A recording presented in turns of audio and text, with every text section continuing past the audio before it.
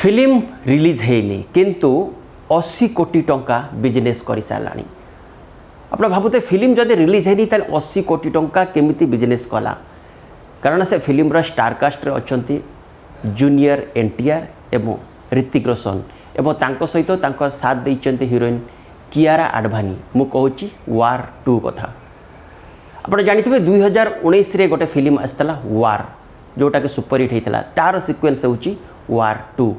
जो दुई सुपरस्टार अच्छा सहित कियारा आडवाणी अच्छी किंतु ए फिल्म रो जो तेलुगुर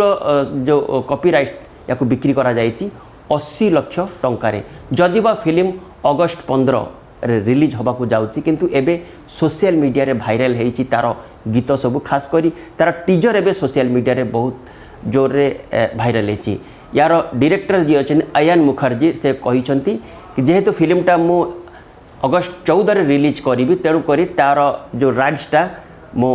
तेलुगु रे बिक्री कर देछि 80 कोटी टंका तेणु निश्चय एटा जानिकी आश्चर्य लगे कि जहाँ फिल्मटा हॉल रे आसीनी किंतु 80 कोटी टंका रे तार राइट्सटा बिक्री हो जाइछि फिल्म ना होछि वार 2 आउ थे मन पकई दूची एतिरे हीरो अच्छा ऋतिक रोशन एवं जूनियर एनटीआर एवं तांको सहित हीरोइन अच्छा कियारा आडवाणी।